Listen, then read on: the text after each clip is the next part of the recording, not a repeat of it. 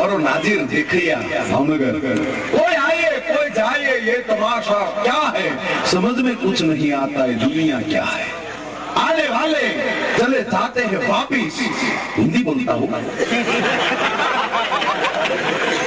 आने वाले चले जाते हैं वापिस, लेकिन जाने वाले नहीं आते, ये तरीका क्या है। रोने वाले को हंसकर कहता है जनाजा, ठहर जा लौट के आता हूँ, तरसता क्या है। ઠાકડી એમ કે રોમા આમાં તારું બુકિંગ છે, આ તો અપડાઉન કરું હોમ ટુ શમશાન, એક દી તું સો મારો છે। રોને વાલે को हंसकर कहता है जनाजा, ठहर जा लौट के आता हूँ, तरसता क्या है। स्वार्थ कर लो, जब सांस की डोरी टूटेगी तब तेरी माँ बोलेगी, तेरा बाप बोलेगा, तेरा भाई बोलेगा, तेरी वाइफ बोलेगी, क्योंकि तेरी लाइफ हो गई पूरी। रोने वाले को हंसकर कहता है जनाजा, घर जा लौट के आता हूँ, तरसता क्या है। लेकिन जब सांस की डोरी टूटेगी तब दोस्त तेरा यूं बोलेगा, कब जल्द ले जाओ इस ढेर में रखा क्या। હવે હવે હવે ઉતાર રાખો ખોટા કોઈને રોવરાવવામાં બાપા હાલે હાલે વાહ તારી જાને પ્રોગ્રામ કરીને આપતો તો તે તને સારું લાગતું।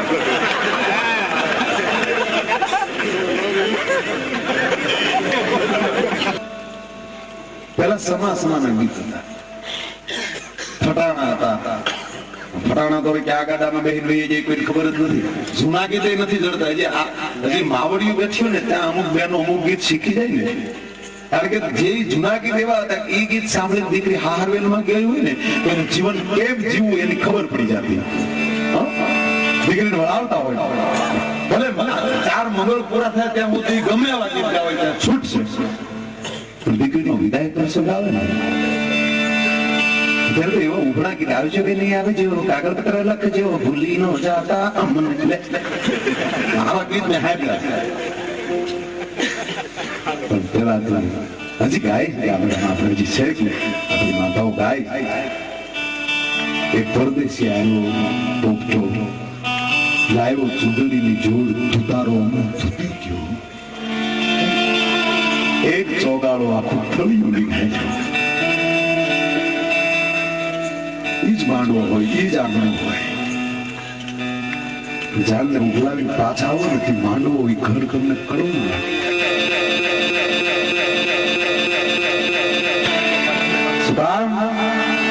અત્યાર સુધી જે હરખ હતો તે જ હતું, એક શક્તિ તમારા ઘરના આંગણાને ધરમ દીધી। આપણે માયરા હતા ત્યારે દીકરીઓ મુઠ્ઠી વાળી બેસતી, કોઈ કવિને પ્રશ્ન કર્યો દીકરી માયરામાં મુઠ્ઠી વાળી શું કામ બેસે છે, કવિએ જવાબ આપ્યો કે કન્યાદાન દેવા માટે બાપ આવ્યો હોય ને, દીકરી તગોડ કરતી હોય, બાપ મુજાતો નહીં, એક હાથમાં તારી આબરૂ ને એક હાથમાં જે ઘરે પરોડી જાઓ, ઈ બે ઘરની આબરૂ ઉપર આજ નહીં આવવા દઉં, હું તારા ઘરે સંસ્કૃતિ લઈ જાઉં। અને દીકરી પહેલી વહેલી લાજનો ઘૂંટો તાણતી હોય ને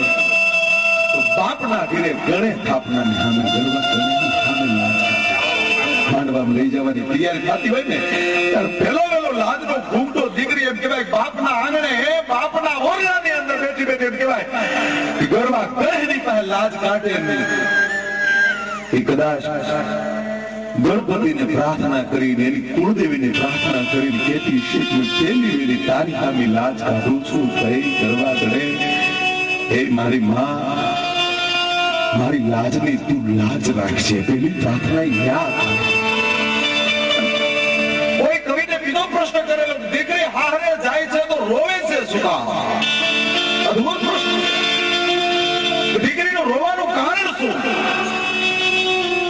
એક આંખમાં હરખ હોય, એક આંખમાં દુઃખ હોય। મારો દાદ લખ્યો, ઘુઘરિયાળી વેલમાં બેઠી ઘૂંઘટડે મલકાય રે, આંખના હોડાને પણ ઘૂંઘટમાં પોતાના પીવને મળવાનો થોડો હરખ દાદની વેદના। શું પ્રાર્થના કરી દાદે? ઘુઘરિયાળી વેલમાં ઈ ઘૂંઘટડે મલગાય રે પણ એના ચોખલિયાળા એ જે ચાંદલાનું એ પ્રભુ કંકુનો ભૂસાય રે બગાડીશમાં તું કોયલી બાજી અધવચ્ચે કીર્તા બગાડીશ નહીં તું કોયલી દીકરી રોવે શું ત્યારે કવિએ જવાબ આપ્યો કે રોવે છે એનું કારણ એ કોઈ પણ ચિત્રકાર ચિત્રો દોરતો હોય અને જ્યારે એમ કહેવાય કે કલર બદલાવાનો આવે ત્યારે એમ કહેવાય કે વ્હાઈટ કોટ પીછી બેઈને ધોઈ નાખે શું કામ કે એને રંગ બદલવાનો છે અને આમાં થોડો ઘણો રંગ તો બીજો રહી જાય બીજો રંગ ભળી જાય તો રંગને એમ કહેવાય કે બે રંગ થઈ જાય દીકરી રોવે છે એનું કારણ એ છે બાપનો કાળજામાં જેટલો રંગ ચડેલો હોય ને એ દીકરી બાપના ગાંગણામાં ધોઈ બાપનો પાછો આપી દે કારણ કે કાલે એને જઈ પોતાના જીવનનો રંગ બદલવાનો આપણા પુરાના રંગ બદલાય કરે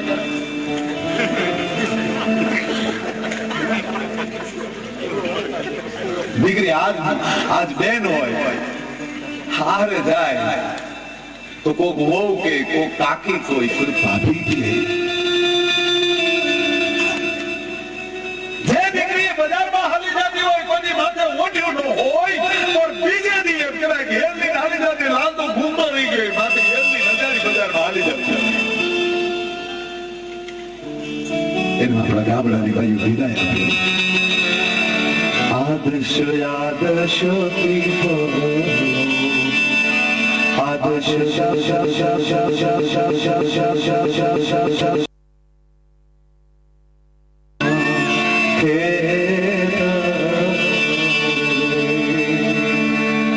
દાદા રે વળાવે તને મારી દીકરી તમે ગાયા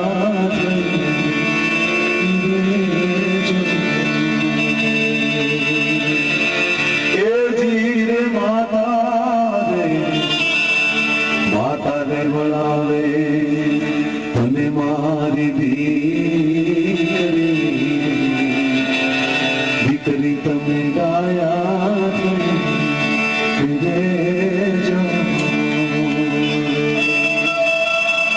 ધીરે ધીરે ગામના ધાબામાં સુધી ગાડું પોગે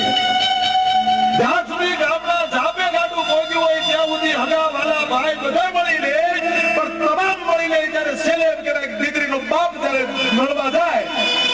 બળદ વાળા હોય બજારમાં નીકળ્યો છોકરા થાના રહી જાય એક તલવારના ઝાટકે દાદાના માથા હેઠળ નાખી દેવું બળદ વાળા હોય અને બજારમાં રોતો હોય તો ફૂડો બહુ લાગે પણ ઈનો ઈ બળદ રોતો હોય તો રૂડો કેવો ક્યારે લાગે ગામના ઝાપામાં પોતાની દીકરી જ્યારે ઉભો હોય અને પડખર ઋતુને અંદર જેમ ધારવું પાન ખેડતો નાખમાં લ્યા હુડા ડાક આવી અને મુશમાં આવીને લીબા જતા અને બાપ ઉભો પાથરીને ચોગે આહુડા લૂંટતો હોય ને ઈ બાપ મિત્રો રૂડો બહુ લાગતો હોય ત્યારે દીકરીને મળવા જતા તો ધરતીને પૂછી ડગલા ભરતો એક તારી દીકરી કરો બાપ દીકરીની પાસે બાપ આવે દીકરી કહેવાય વડે આકડિયા પીડી જાય તે જ્યાં દેશનો બાપ એમ કે ઘરે રોતો કરે તારા બાપના હમસું માથું દુખતું તારા બાપ બીજા ગાડામાં ભાઈના લગ્ન આવશે ને મારા બાપુ ભાઈને તેડવા મોકલી આપજો 15 થી પૂછ્યા બેહી ગયા ગાડામાં દીકરી ગાડામાં બાપ બેહાડી દે તમામ વળાવીને પાછા વૈયાવે પણ બાપ જ્યાં સુધી વાહન દેખાતું હોય ગાડું દેખાતું હોય ત્યાં સુધી બાપ ઉભો જોતર કરે ને મારું પારો મૂકીને હાલી નીકળી વાત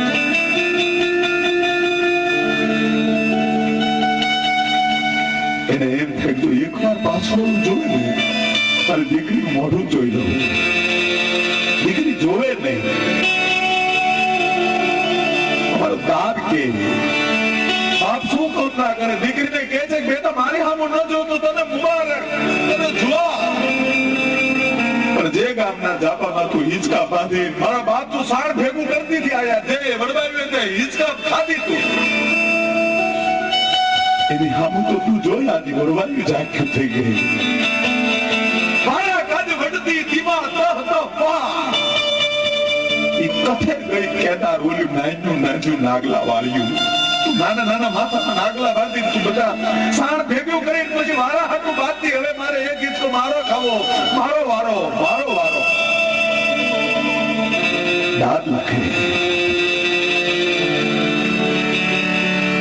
અમલ પીપળ ડાળ ભૂલાય એક વાર હમું જો પણ ધુબકા દતી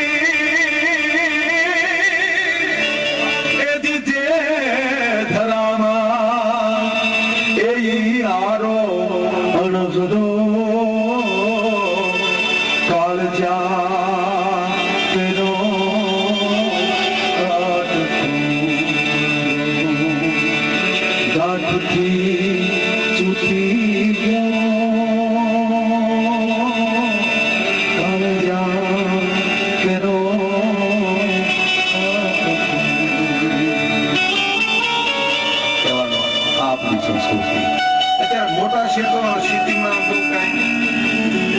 શેટા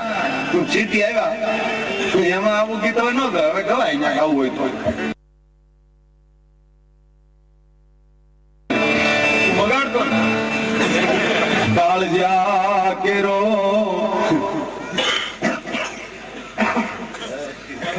બોલાવો ને બધું ફેરવું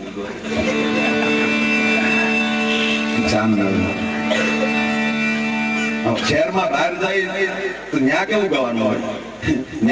બહાર જાય તો કે આવા કાળજા કટકા હવે ત્યાં હજી આપણે પણ પીડ્યા બીજે ક્યાંય નથી ખબર નથી પડતી ભાઈ બેઠા બધા એ તમને કોઈ પેન્ટ શર્ટ પહેર્યા હોય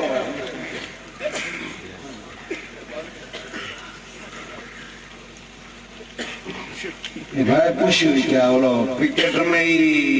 બાબો રમે છે બેબી બાબો રમે છે તમે એના પપ્પા છો મમ્મી આ બાજુ નથી દેખાતી ક્યાં ઓળખા આગા ન્યા કાળજા કટ કોનો કહેવાય ન્યા કાવું શું કહેવાય ખબર કાળજા કેરો કટ કોયની હાચે હાચે વયો ગયો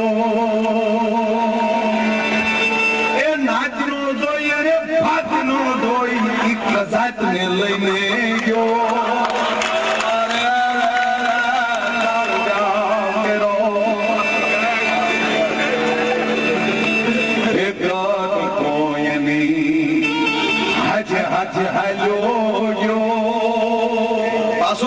ચૂંદડી નહીં એને મારા બાપ મોડીઓ નહીં મેક્ષી ફેરી ગયો એ માટલું નહીં એને એ ખબર એને માટલું નહીં માટલું નહીં એ તો સુટકેસ લઈને જો અરે કાળજા વગેરે નો કટ મોજ થી વયો ગયો ભલે ગયો પણ બાપની આખી જિંદગીની કમાણી આબરૂ બેની માથાઈ વખત ની માથાય હાથ ફેરવતો જો